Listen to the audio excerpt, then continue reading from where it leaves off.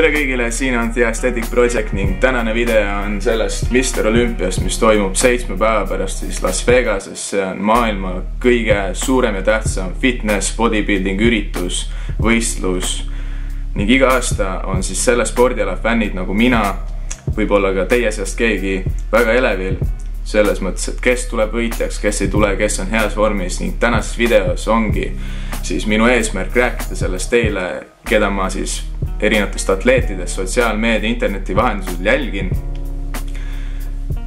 kes mina arvan, et teeb väga hea võistluse ning üldsegi natukene ennustada, rääkida teile sellest spetsiaalsest võistlusest siis ka neile, kes ei ole siis selle võistlusega veel tuttavad. Aga ma lähen teen kohe omale kohvi ning hakkame pihta.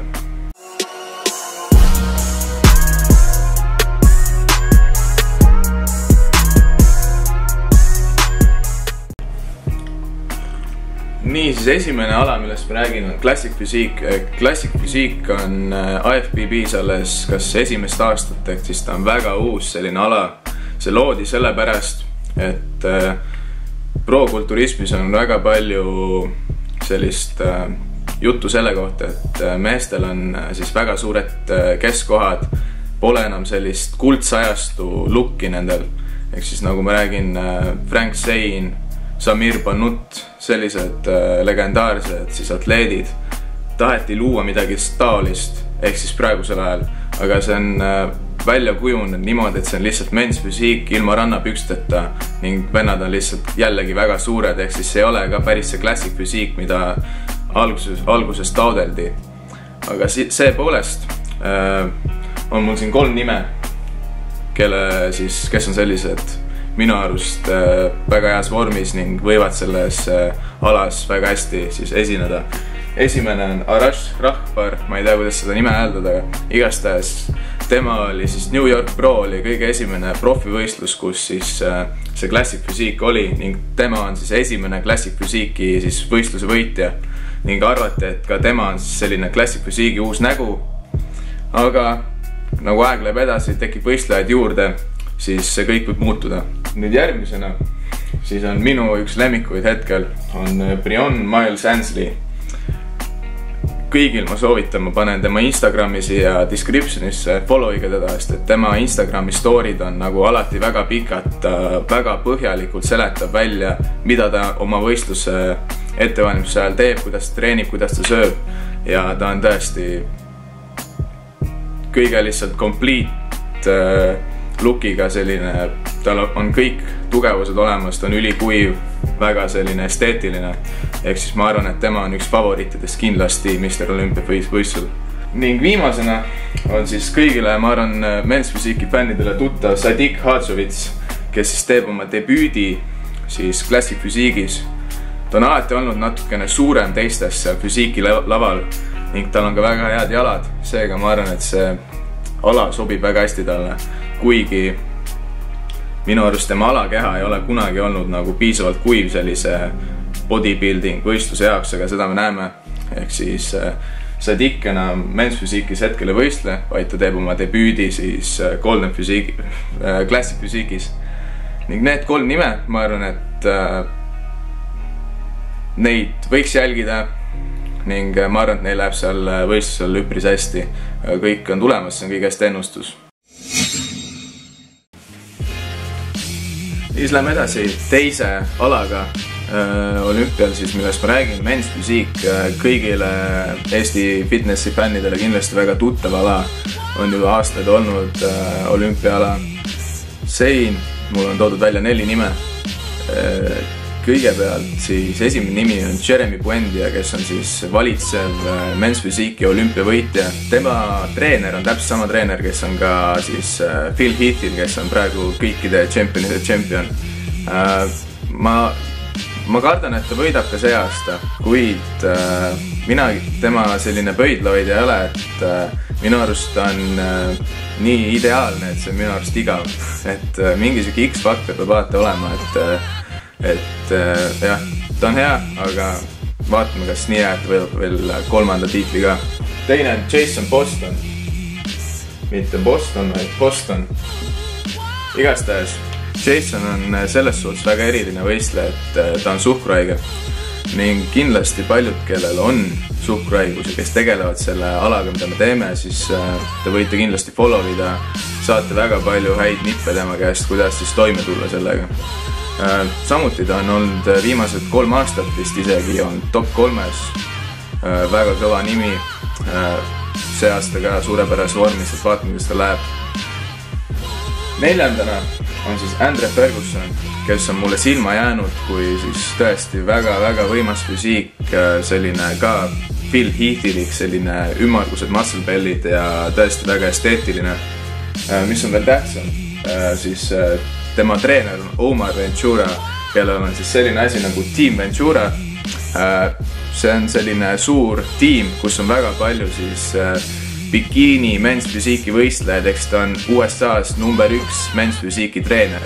Tema keskendub just sellele, et tuua oma siis võistlejatel välja seda stage presence'it, seda, kuidas nad poseerivad, kui enesekindlana nad laval näevad ning kindlasti kõik Eesti men's füsiiki võistlejad fännid, visake Omar Venturale Instagramis follow. Kõige viimane, siis 4. on minu lemmik Jeremy Botvin, kes teeb siis see aasta oma olümpiadebüüti. Ma loodan, et ta võidab, sest et ta on lihtsalt ideaalne inimene seda võitma, et tal on tõesti minu arust teistest võistlejatest erinev füsiik, mis lihtsalt on tõesti nii esteetiline, ta oskab poseerida, temal on kõik olemas, et tõesti mina pole sellist men's füsiiki venda näinud veel siiani, et minu arust ta peaks võitma, aga alati võistlejad, kes teevad Mr. Olümpial oma debüüti, on selline reegel, et debüüdil sa ei võida mitte kunagi Mr. Olümpiat, et ma kardan, et ka temaga juhtub see asi, et ma loodan kindlasti, et ta murrab ennast esikolmikusse, loodan, et ta võidab, aga see on ebatõenäoline. Mina arvan, et ikkagi Jeremy Buendia võtab oma tiitli uuesti ära. Aga liimu edasi.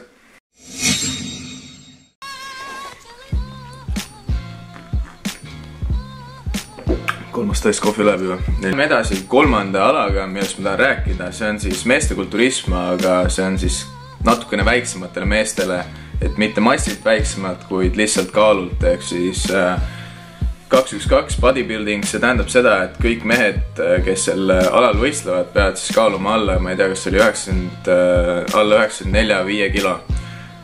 Seal ma arvan, et võitja on juba enne võistlust selge, kahjuks või õnneks. See on Flex Lewis, kes on lihtsalt, ta lihtsalt on parim ja keegi ei saa sinna mitte midagi teha. Ja aga ta on väga sümpaatne mees, väga laheda aktsendiga ja number 2 on üks asiaat, kes on ka juba olnud mitmekümneid aastaid siis seal profikulturismis võistelnud Hidetada Yamagishi, ma ei tea, kuidas seda hääldada, igastahes räägitakse, et ta on üks maailma parimaid siis poseerijaid. Ehk siis see ongi tema selline ilu. Mulle isiklikult tema füsiik nii väga ei meeldi, kui aus olla, et ma ei leia, et see on piisavalt hea, et seal top 3-s kogu aeg olla, aga tema vabakavad on tõesti väga head. Siis jällegi üks mu lemmikutest, David Henry, ta on samamoodi, ta on olnud aastaid juba võistelnud, ta on üks parimaid ülakehasid üldse, et tema hüüdnimi on Giant Killer, et aastaid tagasi ta võitis oma väikse kasvu juures absoluutselt kõige suuremaid mehi samamoodi.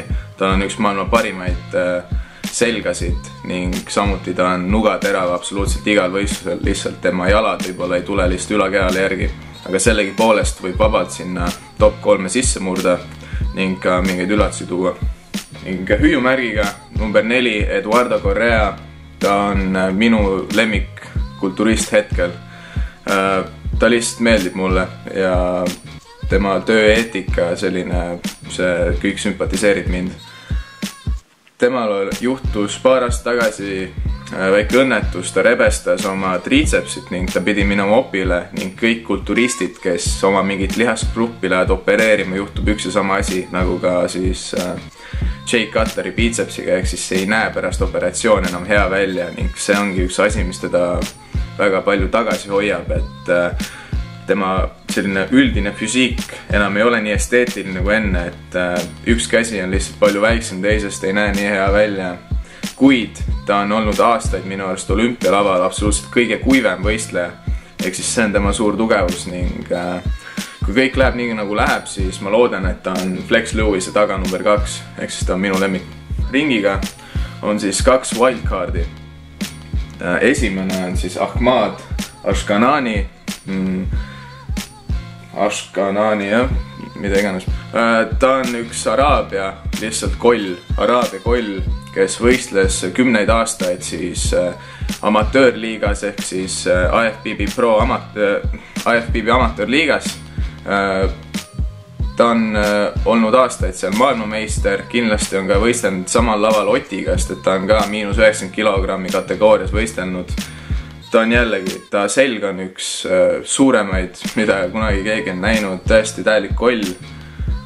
Ning nüüd ta teeb oma olümpiadebüüdi, sai just see aasta proks ning vaatame, kuidas ta läheb, et ta võib selle asja siin kõik sassi lüüa, et kunagi ei tea. Ning viimane siis Alex Cambronero, kes on siis selline latiinapärane bodybuilder, kes hiljuti on hakanud temale väga suurt nime tegema. Ta on, ma usun, ta on nende kõikide seas, siis tema ei ole selline koll otseselt, ta on lihtsalt väga esteetiline, väga ilusad puhtad jooned ning jällegi võib selle kõik siin sassi lüüa, et eks me elame näeme. Aga liigume edasi siis Men's Open bodybuildingu juurde, mis on see kõige suurem, kolossaalsem üritus ning jätame bikiini fitnessi viimaseks. Men's Open, see ongi see, mille pärast see Mr. Olympia toimub, mis on seal põhiline. Need on need kollid, need maailma kõige suuremad kollid, kes siis vaatavad, kes on iga aasta kõige parem koll. Ma pean teid kurvastama, sest et ma olen tiim Heath, mina olen Phil Heathi fänn ja tema võidab. Tehke mis tahate, aga ta võidab, seal pole kahtlustki. Nüüd peale Heathi, mis seal juhtub, on alati palju huvitavam, et selle Men's Openi puhul olümpial on alati võitja, on suht alati teada. Aga see, kes jääb seal 2., 3., 4., 5., 6., see on palju huvitavam, et seda on väga raske iga aasta ennustada. Ma arvan, et teise koha saab Dexter Jackson, et ta oli ka eelmine olümpia teine. Ta on vist 45 aastane ja lihtsalt paugutab lihtsalt esi3 esikohti. Eelmine aasta võitis vist 3 või 4 Arnold klassikut järjest ära ja ta on lihtsalt täielik masin, et väga kõva vend. Ma arvan, et nüüd esimesed 2 võib-olla on kindlad. Nüüd need, kes on pärast seda, see on väga nagu keeruline ennustada. Ehk siis siin on mul 4 nime, kes võib-olla võiksid need 4 tükki olla. Sean Roden, siis Big Ramy, kes on lihtsalt ebareaalne inimene. Ta ei olegi enam inimene minu arust, vaid ta on lihtsalt nagu suur tükk lihtsalt lihast. Tegelikult on väga lahe vend, aga ta on lihtsalt, ma ei tea, kuidas saavad olla selline, et see on. Siis Roelli Winkler on see aasta väga kõva hooaja teinud, et temal oli see probleem, et ta nägi nagu rase välja laval, ehk siis tal oli see big cut, mis tekib siis pikaajalise kasvuhormooni insuliini abuse-imisel aga ta on selle asja korda saanud, et ma ei tea, kuidas ta korda sai, kas ta opereeris omal sealt maosest ära midagi või ma ei kujuta ette. Aga see on korras ja ta näeb tõesti väga hea välja laval, et ta on, kui ta paneb selle oma kuivusega täppi, siis ta on võib-olla väga nagu tugev konkurents esikolmikusse. Siis viimane Cedric McMillan, kes on väga lahe bodybuilder, väga naljakas, humoorikas ning ta on üks selline bodybuilder, kes veel tänasel päeval vileleb sellist classic füüsiigi välimust, ehk siis temal ei ole tähtis see, mitmendate kohast ta siin olümpial saab, vaid temal on tähtis see, et ta meeldib Arnoldile. Ehk siis Arnoldi üks praeguse lemmik kulturiste ongi Cedric McMillan. Aga mul siin all on 3 nime, kes on minu arust sellised wildcardid nüüd. Nad on kõik väga noored.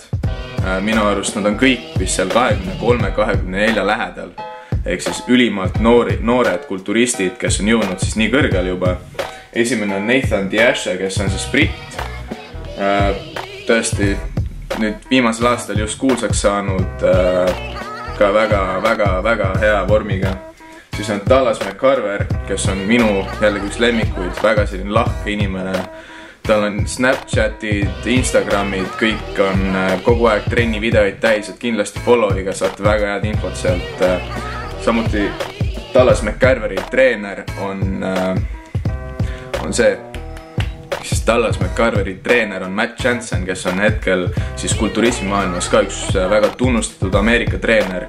Et follow'iga ma panen mõlema kontod siia alla kirja, et sealt te kindlasti saate väga palju lahedaid trenni-ideid. Siis Justin Compton, samuti vist 24-aastane, tõesti, ta on üks mees, kes võib selle kõik siin sassi lüüa, et teda räägitakse, et ta on nagu kunagine Mr. Olympia, et juba pannakse seda tiitlit talle varakult külge, et tõesti näeme, vaatame, mis ta teeb. Siis comebacki siin üleval mul on ilus joonistus, teeb Kevin Levrone, kes on siis üks väga legendaarne kulturist, kes tegi oma põhilised tipphetked karjääris seal 90-ndatel ja tema siis teeb comebacki, ma ei tea, kui vana ta on, ma arvan, ta on üle 50 vist. Tal on ka väga suur suu, mis räägib, et ta juba hakkab siin seda võistlust võitma vaikselt. Mina arvan, see nii ei ole, et ta on tõesti väga tubli kulturist ja väga lahe, et ta teeb sellises vanuses comebacki, aga ma ei usu väga, et ta seal midagi kõigutab selle ees, et see ei lähe nii, et sa teed comebacki ja siis tuled olümpiat võitma, et see on väga sümpaatne, aga ma ei usu, et ta väga midagi kõigutab seal. Aga Men's Open on võib-olla lahti räägitud. Viimasena Bikini Fitness ja on väga tähtis põhjus, miks ma jätsin selle viimaseks. Niisiis, viimane ala on Bikini Fitness. Juba enne kui ma alustan, ma ütlen ära, et ma ei tea suurt midagi sellest. Ma tean, kes on seal viimastel aastal olnud võitjad, kes on ka sellised favoriidid, et mul on siin 3 nime. Esimene on siis Ashley, väga naljakam Kaltwasser, et ta on ameeriklane ja ta on siis olnud nüüd 3-kordne Bikini Fitnessi champion, siis olümpiavõitja. Mul on selline tunne, et ta võib ka siis see aasta selle olümpia ära võita, aga ainuke siis võistleja, kes minu arust teda ohustab, on siis Janet Leigh, kes siis juba eelmine aasta ühel Arnold Klassikul võitis Ashley't, aga siiski olümpial ta kaotas, et see oleks väga huvitav näha, et nüüd mis see aasta juhtub, et ta on minu arust ainuke tüdruk, kes seda Ashley võitu võib siis ohustada. Kolmas nimi suured hüüumärkidega on meie oma Egle Ellernabi, kes siis viib Eesti selles suhtes kaardile sellega, et esimene eestlane, kes on üldse kunagi olümpialaval üles astunud ning see on tõesti väga täiesti üks suurimaid saavutusi, mida keegi eestlastest on selles spordialas teinud. Sellega ongi nüüd nii, et kuna Egle teeb oma debüüdi, siis nagu ma enne ka mainisin, siis olümpial debuteerides on väga harv see, kui keegi suurtele kohtadele pretendeerib, see on lihtsalt see poliitika, mis seal valitseb. Näitena Ronnie Coleman ka alguses jäi sinna täiesti tahapoole, pärast võitis 8 olümpiat ja nii edasi, aga Egle võib vabalt murda meil top 10-sse, top 5, kui ta teeb oma suurepärase vormi, nagu ta muidu teeb, ehk siis hoiame kõik talle pöialt. Nii, aga mina siis tõmbaks siit kohalt selle video kokku, et siis see, mis ma tahtsin saavutada selle videoga, ongi see, et astuksite diskussiooni, öelge oma arvamus, kes seda olümpiat jälgib, kes on selle ala huviline, siis mis te arvate sellest, mis ma just rääkisin, ennustage, öelge omapoolne arvamus ning lõpetame selle video uue loosimängu siis announcement'iga, ehk siis meil tuleb uus mäng koostöös Nokoga, et siis Eglet toetada olümpial. Teeme mängu selliseks, et öelge koht, mis te arvate, et Egle saab olümpial ning need 2 inimest, kes panevad kõige täpsemalt selle arvu, nemad on siis uute Noko kingikottide omanikud, kus sees te leiate igast head kraami. Ja kui 2 inimest panevad täpselt sama arvu, siis võidab see, kes kirjutas selle varem. Kirjutada saate siis meie Instagrami, Facebooki ja fitness.ee foorumisse meie teema alla. Ja vaikselt siis hakkab kirjutama, paneme selle mängu käima ning 2 inimest siis on õnnelikud võitjad. Aga suur tänu vaatamast. See video oli natukene nüüd spetsiifilisem, et võib-olla ei lähe nii mainstream sellega kokku, aga ma loodan, et need, kes seda kõike jälgivad ja on fännid, neile oli see huvitav video. Aga järgmise videoni sööge kana, vaadake olümpiat. Tšau!